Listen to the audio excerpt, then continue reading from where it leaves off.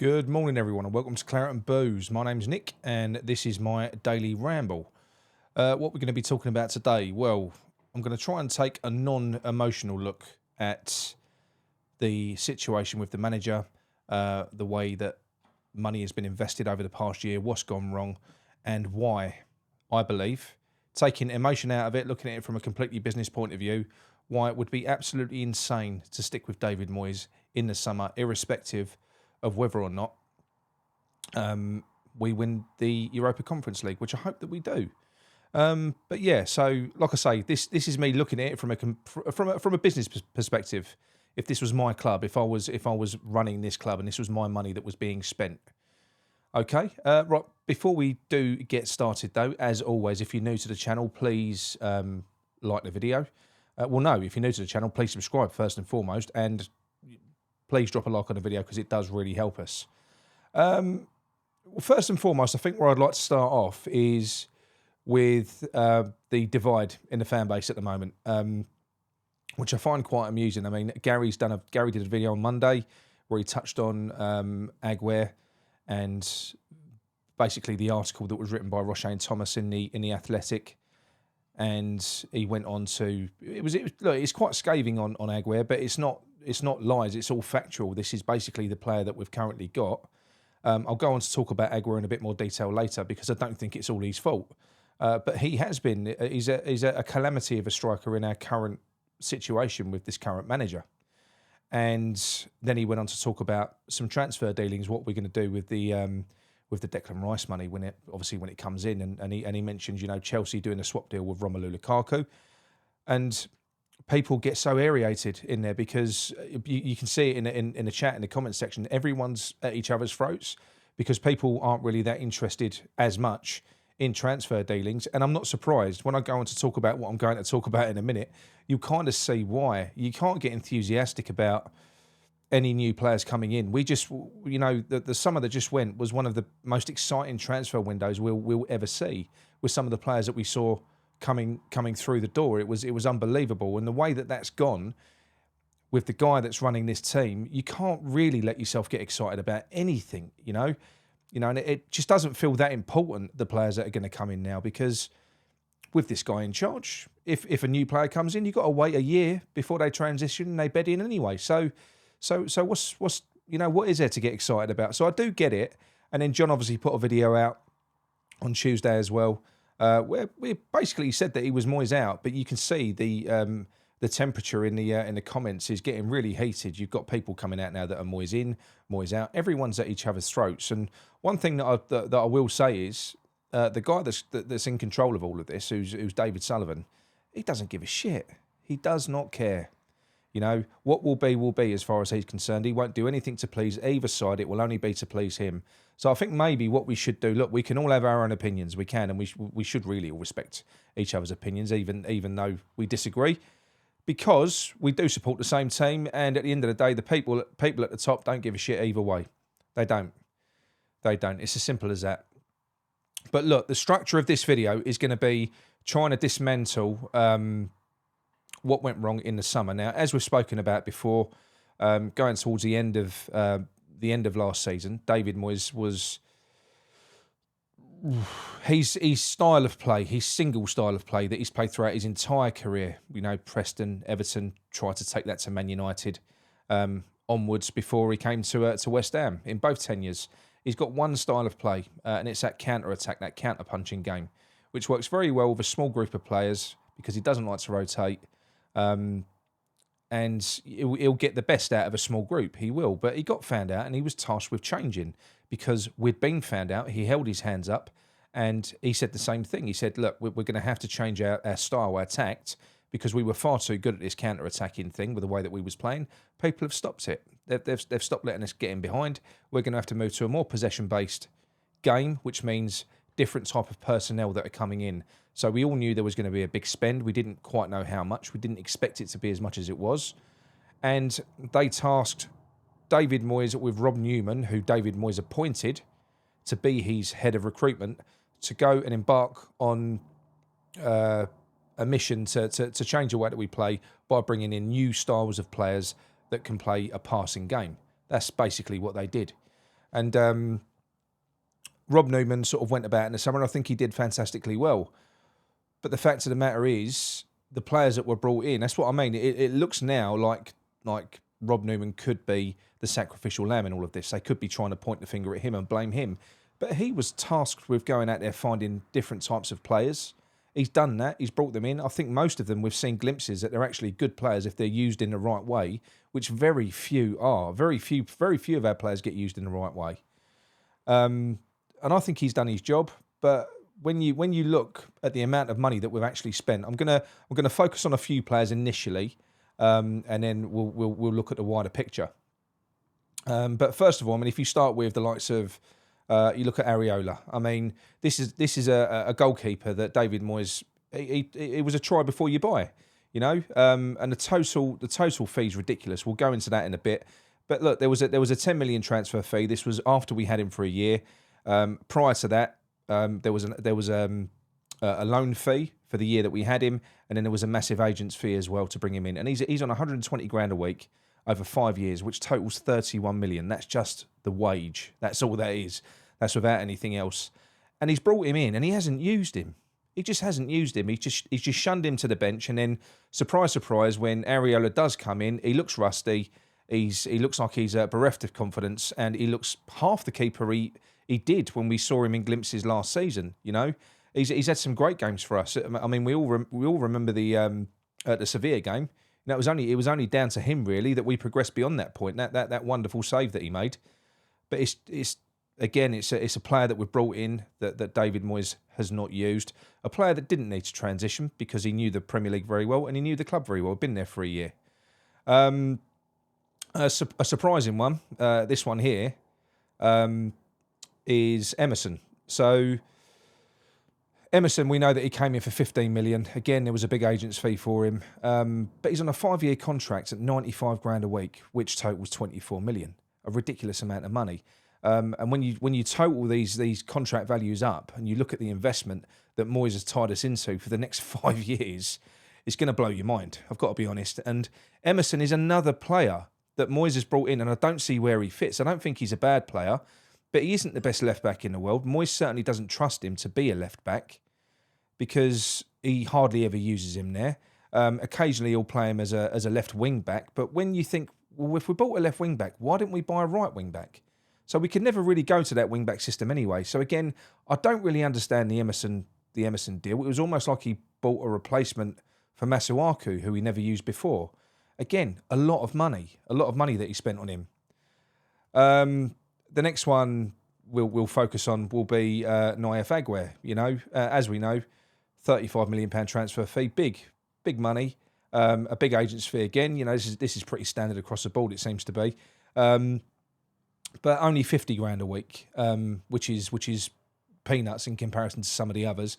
Now, look, Naif Aguirre is a player that is starting to look really, really wobbly in David Moyes' team. He's starting to look shocking, and I can kind of have sympathy for it because, well, first of all, he's left-footed and occasionally he's been played out on the right-hand side, which is probably where he's having most of his worst games. But he is a rick waiting to happen in a David Moyes system because he's another player that came from a progressive team. He's a ball-playing centre-back.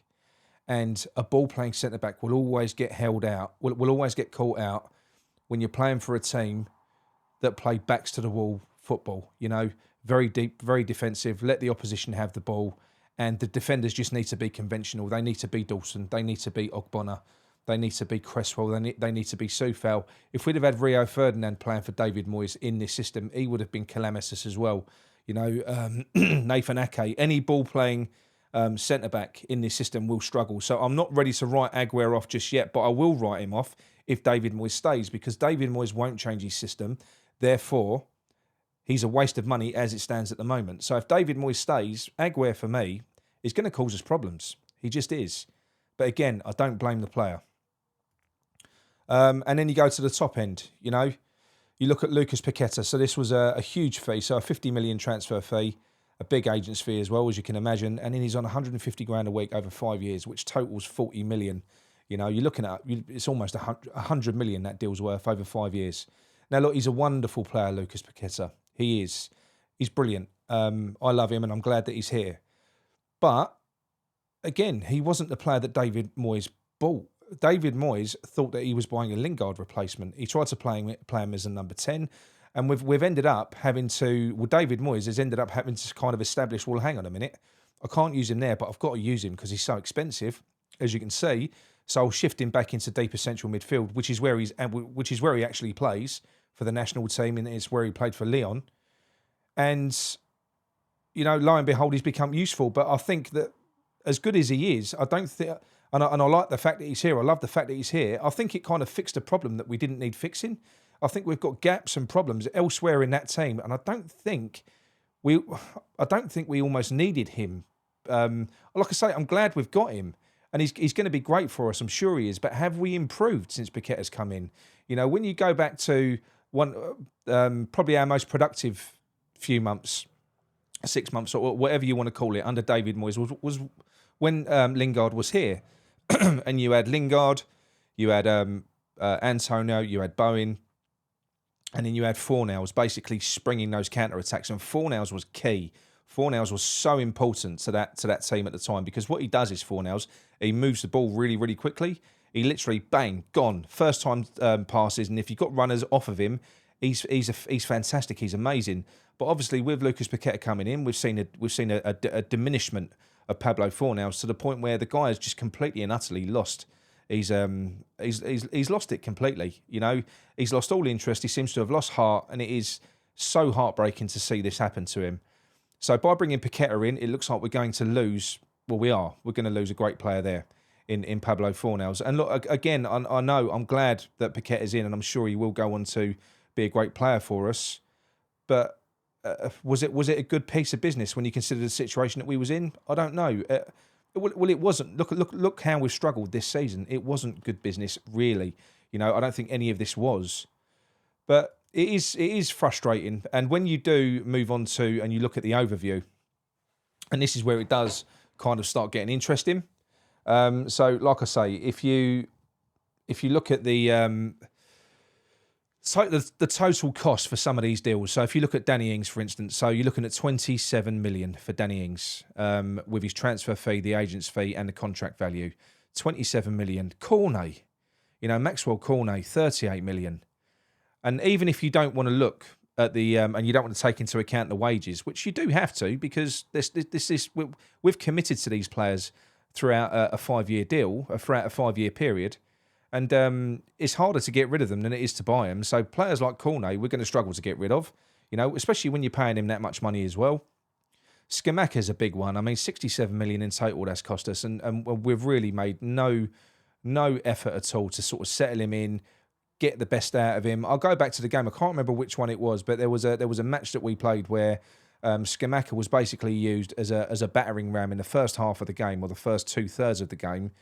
We were showing no attacking intent at all. I think it might have been the Aston Villa game, the first one, and he was basically getting no support, nothing, and he was just running their defence ragged. And then what he did was, Moyes, he took Scamacca off, put Antonio on, but then when he put Antonio on, he shifted the entire team forward to support Antonio, and of course Antonio looks more effective.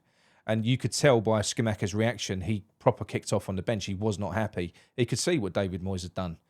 And that is why, as we know, Scamacca has fallen out with David Moyes. He doesn't want to play. He doesn't want to play for him at all. I understand that he's flying back from Italy now, but the fact of the matter is that guy will not be here next year. If David Moyes is still here, we've kind of got it on decent authority. Look, things can change, but there are so many players in that team that do not want to play for him now. A lot. There is a lot of discontent.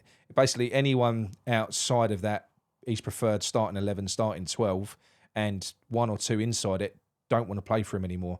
So there's serious issues here. There really are. If you move on to, obviously we've spoken about Paqueta, 100 million. The Downs deal could prove to be very good. I don't know. Again, we haven't seen enough of him. Is he ever going to be a first-team player? I'm not so sure. From what we saw away at Brentford the other day, not that you can gauge too much from that because nobody played particularly well. Look, I don't know. I think he just looks like a good player. And I think that we kind of need more than that, if I'm honest. But hopefully he proves me wrong. I don't know. The Emerson deal, Kehrer as well. Kehrer could prove to be good. But like Aguerd, Carer's a Rick waiting to happen. He really is. He played for progressive teams. You know, he's a defender that as he's better offensively as a defender than he is defensively. He wants to play on the ball. He wants to play passes. You know, he wants to get forward. He wants to trigger attacks. He's not a backs to the wall defender. He's just not. So why buy him if you had no intention of changing your style? It just seems mental. And then you got Aguero, and we've already spoken about Areola. But if you look at the total cost there, so David Moyes was basically given full control. David Moyes and Rob Newman were given full control by our fucking idiotic board to the tune of almost £500 million. £500 million. Now, how damaging is that window going to prove to be? Because how many of those players that you're looking at there on that graph are really solid first team players? You know, we know that Ings isn't. We know that Cornet isn't. We know that Scamacca's not. If Antonio's fit, Moyes will prefer to play Scamacca to Antonio. Paqueta is. Downs isn't. Emerson isn't. Kehrer isn't. He's just a backup. Aguero, he is at the moment, but if he carries on making mistakes, he'll be dumped. And then Areola. So out of all of that, really, you can only really hang your hat on Paqueta. So 100 million of that £431 million investment, it's just basically the net result is a Brazilian that is a good player, but wasn't the player that David Moyes thought he was. You know, Mr. Due Diligence. So yeah, so like I say, it's when you look at it on paper like that and you look at the amount, the fuck up is colossal. It is absolutely colossal. And how anyone can look at this and look at these players that were brought in, buy Moyes and Rob Newman, get it out of your head if you think that it wasn't Moyes and Newman. Yes, it was. It was them. So anyone that, moving on from this, would like to trust David Moyes and Rob Newman further with another massive rebuild in the summer, I think you need your heads testing. I really do. I mean, like I say, I could say I respect your opinion on this, but if that is your opinion and that is what you think should happen, I don't respect it because I think it's fucking nuts. I think it's nuts. In terms of the players that are disenchanted at the club at the moment, so we know. Look, Areola's not going to be here next year. He's just not. You know, we know that he's been there. Well, we've got to find someone that can pay his wages first and foremost. But the club want him out. Areola wants out. He doesn't want to be here. We know that Vladimir Soufal has pushed for a move already twice. He wants to move in the summer. He's not happy here anymore. He doesn't want to be here. He's another one that's going to go. I don't know about Paqueta. I'd like to think that he's going to want to stay because kind of he's, yeah, you'd like to think we're at least going to get another season out of Paqueta. Downs will stay. Zuma will stay. But look, it's questionable fitness with Kurt Zuma. You can't really rely on him. He's a great defender, but he's, a third of the season to a half. He's out. Naif Aguero, similar with injuries, and there's, in terms of his consistency, unlike Zuma, who's super consistent, Aguero just isn't. He's not reliable. Not in a David Moyes system. He's not. Ogbonna, again, getting old, questionable injury record. Johnson's going to go. He's not going to be here. Kehrer, same as Aguero, as I mentioned before. Cresswell's going to be here because they're going to be triggering an extension for him, so he's still going to be here. Emerson, we won't be able to shift him. I think we'll be stuck with him because no one's going to pay what we would want and no one's going to settle his wages. He's at 95 grand a week he's earning. Cornet, another one I think we'll probably look to try and move on, but I don't know whether we'll be able to. Benny won't play under Moyes anymore. That's something I do know. Benny won't be here next season if Moyes is. He's one of them that won't. In fact, Cornet is another one of those players that doesn't want to play under Moyes, which is why you've not been seeing Cornet. Cornet has kind of fallen out with David Moyes. That is exactly why he's not been played. He's not been used. Declan Rice, we know, is going. Souček, like Soufal, has been pushing for a move. He doesn't want to be here anymore. He's disenchanted with the place. Doesn't want to be here. Whether or not they can convince him to stay or not, I mean, he's a professional. If we don't sell him, I'm sure he'll stay and do a job. But you don't really want to keep players that are not happy, do you? Lanzini, breaks my heart what's happened to him this year. He started against Brentford, and that was his first start since the first game of the season. He hasn't played anything in between. He's been treated like shit, and I hate that. And you can't say that Lanzini couldn't have done a job for us when Souček has been an ever-present in this team. Pablo Fornals, I really don't want him to go, but if David Moyes is here, I do want him to go because I can't see this witness this happen anymore to someone that I adore Pablo Fornals. I love him, and I think Moyes has been an absolute fucking bully to him. I hate it. I'd like to think he's not finished at West Ham, but maybe he does need a fresh start. I don't know. And then Bowen, he'll still be here because of Danny Dyer. The two Dannys, they'll keep him at West Ham. Scamacca, if Moyes is here, he's gone. Kiss goodbye to Scamacca. He won't be here again. Antonio, look, he'll still be here if we pay him the money. But again, he's getting slower and slower. And he can't play the frequency of games that we need. So you do need somebody that can step into his shoes when he's, to fill in for him. Danny Ings doesn't fit in the David Moyes system. It was a mad signing. Absolutely mental. So yeah, on the whole, so Areola's going to be gone. Soufal potentially, Johnson, Cornet, Benrahma, Rice, Souček potentially, Lanzini definitely, Fornals probably, and Scamacca. So those players are going to be leaving, and that leaves us with a 38-year-old keeper, Lucas Paqueta, Downs, Zuma, Aguero, Ogbonna, Kera, Cresswell, Emerson, Bowen, Antonio and Ings. A third of those players are over the age of 30, maybe more. I mean, what you got there? You got Ings, Antonio, Ogbonna and Fabianski. And, Aguero and Kera, they're questionable as to whether or not they can fit in a David Moyes team. So you've got to look at this and think, my God, there is a massive fucking job here, a massive rebuild that needs to be done. And would you trust David Moyes to do it? And the thing is, it really didn't need to be this way. It did not need to be this way. If with a group of players that we've got, if we'd have played an attacking 4-2-3-1, if we'd have thrown the players in that we got into the team, dropped Souček from that fucking team because he's been a massive ball and chain around our ankles this year. He's really, really prevented us even attempting to play a possession-based game. Because if you want to play a possession-based game, you need passers. That's number one. Number one, you need passers in the team. And you need pace and stuff like that. So, if we'd have played an attacking 4-2-3-1 from the off, you'd have played Areola at the back with good distribution. You'd have played Aguero and Zuma. I know Aguero got injured, but I'm not being funny. Dawson could have filled in for Zuma there. It would have worked. As a centre-back, it would have been fine. That wasn't the reason that we didn't play this way. That was just a nonsense fucking excuse. Kera at right back, because I think he's fantastic and we should persist with him. Emerson at left back. These are attacking fullbacks as well. And then you play with Rice and Paqueta as a partnership in front of that. Paqueta from deep, Rice shielding. With Pablo Fornals kind of pulling the strings, playing those quick one-touch passes through to Antonio and Bowen, who would be overlapping Scamacca, who would also drop deeper into the hole because Scamacca is that type of player. He links up play. So Fornals would probably drop deeper into that sort of three. Scamacca would drop deeper, and then you'd have the runners off of him, pace, Antonio and Bowen close to him, giving him options. I'm not being funny. That would peg teams back because teams wouldn't be able to sort of pour forward at our fullbacks because they'd be too worried. They'd be looking over their shoulders with Antonio and Bowen behind them. So there's so many things that you could do there. And then if you look at the bench, you've got Lanzini, Ings, you've got Benrahma, you've got Cornet, you've got Souček if you need to shit house something from a corner once in a while, if you're desperate. But there's lots there. There's goals, there's creativity, there's craft. And that's on the bench. There's so much that could have been done. And all David Moyes has done is the same old fucking thing.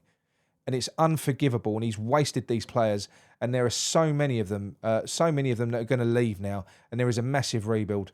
And like I say, why on earth, who I don't know why. Why anybody would be trusting David Moyes now with taking this on. Why would you? What are you basing that on? He has done a decent job up to this point, and if he wins the cup, then he's going to have got us qualified for Europe 3 years in a row, which is something that's never been done for West Ham. But look at the bigger picture. Don't just look at it on paper. Look at it. Don't ignore the context of the situation. The guy has spent, just look at transfer fees, 200 million. Okay, in the last year since he's been here, he spent 300 million in 3 years. Okay, that is twice as much as the next manager, Pellegrini, was given. So Pellegrini was backed with about 150 million. Everyone else before them got nowhere near that. So he's been backed with so much money, and he's basically in a 3-year period, he's given us a nice little ride, but he's returned us back to where we came from. I know you're going to look at the Europa Conference League and think, yeah, well, you know, you've got. We're going to win a cup. We haven't won a cup since 1980. But that doesn't. You can't. You can look at the cup run and everything else in isolation. You can. You can't look at them as a collective because they're completely unrelated. I mean, especially the Europa Conference League this year. We have played some shit. All right, it's getting serious now. I hope we get through. We beat RZ, and I hope we go on to the final. And I hope we win it.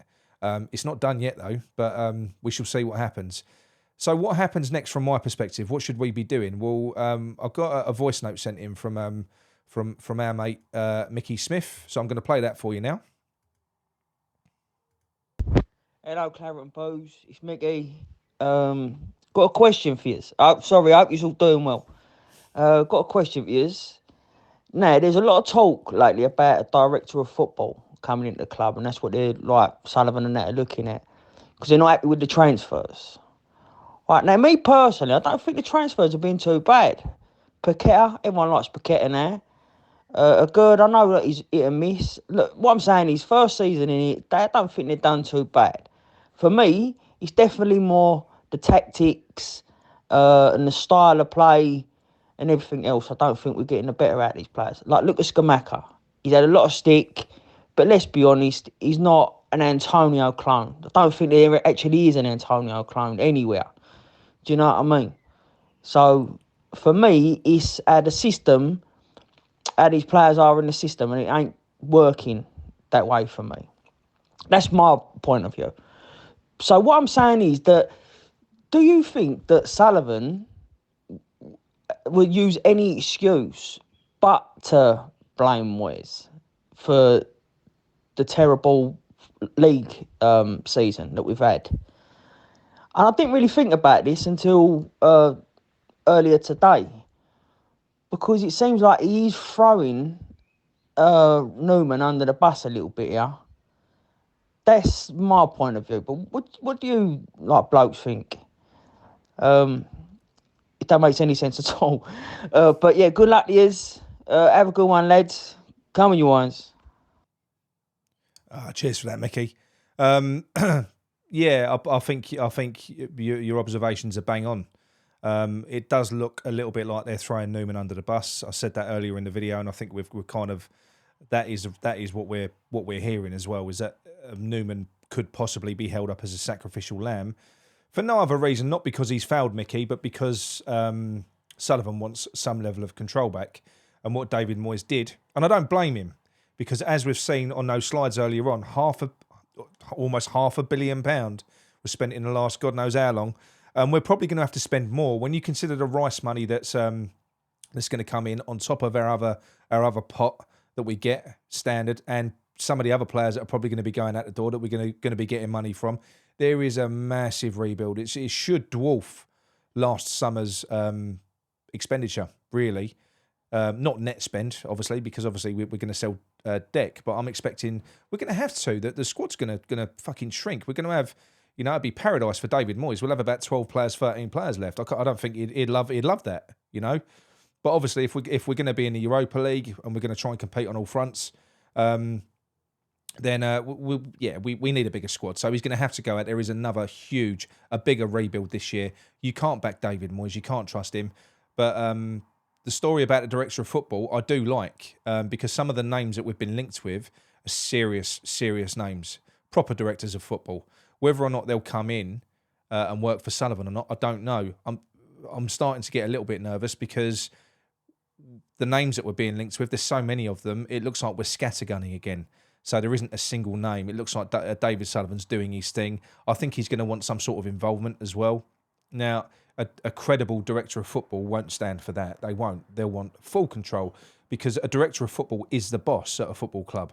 You give them their trust. They're entrusted with the running of everything in terms of the recruitment of the manager as well. Now, if they're going to get a director of football in, then they're going to have to do that before they recruit a manager.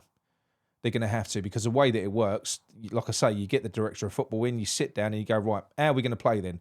How do you want us to build this club? What is going to be the ethos of this team? Do you want us to be a progressive team? If so, what they have to do, they have to go out and they have to get their scouts on a mission to identify the right players. They've got to get a coaching team in place that can coach that style of football. And then the most important cog in the machine is they have to identify a manager that can coach that way. That's not David Moyes. It strikes me from what I'm hearing that David Sullivan is just bounding this director of football thing about. I don't think he'll go full into it. I don't think he'll trust anyone with that level of control, even though he just has. But I think because his fingers have been burned with Newman and Sullivan, with Newman and Moyes, I think he's going to try and grasp some sort of control back for himself because he probably trusts himself more than them. But that would be a massive fucking mistake because Sullivan hasn't got a clue. So the right thing to do would be to appoint a director of football, but they're leaving it too late because the size of that rebuild job is massive. You know, for us to go out in the summer, which is going to be a shorter summer because it's been a longer season, for us to go out, sack a manager, bring a director of football in, replace all the backroom staff, get everything in place, you know, get all the foundations laid with the director of football. Then they've got to go out, recruit a manager, and start bringing players in. All of that before the start of next season. They're leaving it too late. They do everything arse about fucking face. So I am worried. I am concerned. Do I want to see a director of football come in? Yes, I do. Absolutely. But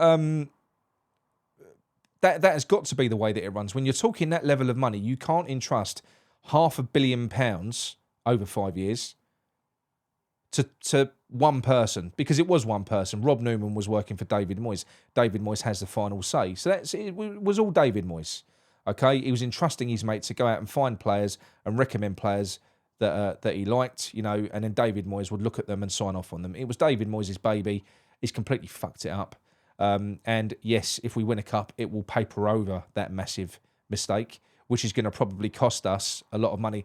And the only thing that bothers me as well is when you look at that, you know, because we all take the piss out of Chelsea, how much money they've spent, and they've been spreading payments over 8 years. You know, they've spent a ridiculous amount of money. Well, look at what we've just done. You know, is that... yeah, I hope that we can go out and spend what we need to spend in the summer, because we're going to have to. You know, otherwise what we're going to see is we're going to see a downgrade on the type of players that we're trying to bring in. You know, and if we're going to see a downgrade on the type of players that we're going to bring in, if the money isn't there, that is where they might keep David Moyes, because David Moyes is more suited to the wheeler dealer lower end of the market. So they might go, look, we'll just relapse. We'll go back to, you know, what David Moyes is comfortable with. Your Dawsons, your this, your that, your championship players. Might be what they do. I haven't got a fucking clue, really. Like I said, this is why I've been Moyes out for so long. That's why I lose my temper, because when you look at it logically, it's insane to say that it's a right thing that David Moyes stays on. You're not saying that with anything else other than, I don't know, blind loyalty. You know, you're ignoring all context, and all you're doing is you're throwing three successive years in Europe. We're falling to pieces, whether we win this cup or not. In the summer and next season is going to be a fucking mess. David Moyes wouldn't have achieved that without Declan Rice, nowhere near. And we probably would have got relegated this season. Would have easily been 7 to 10 points worse off. And we're going to be without him next season. And when you consider they've just wasted 200 million and we've got worse, even if we get 120 million for Rice, do you trust David Moyes, Rob Newman or David Sullivan to sufficiently replace him? Because I bloody don't. So look, yeah, let me know your thoughts anyway. Let me know your thoughts on the video. Once I started digging into the numbers, my mind was blown, you know. And to hear people to hear the media and the board and everyone else come out and still back this guy. And this is what makes it such nonsense, when you hear the likes of Simon Jordan and all the media moguls around saying what a good job David Moyes has done. Are you fucking mad? Look at the numbers. Look at what he's done, really. It's a massive, massive fuck up of epic proportions. It really, really is. But anyway, look, that's it from me. We're going to do a little video about the Europa League, where we're going to get much more positive on Thursday. We're going to do a watch along as well. So we'll do 30 minutes before, a little build-up show. Then we're all going to be on screen together. We'll come and watch it with us. Don't listen to the BT Sport commentary. Listen to ours. Turn that crap off and listen to us. All right, then? Okay, I'll speak to you soon. Come on, your irons.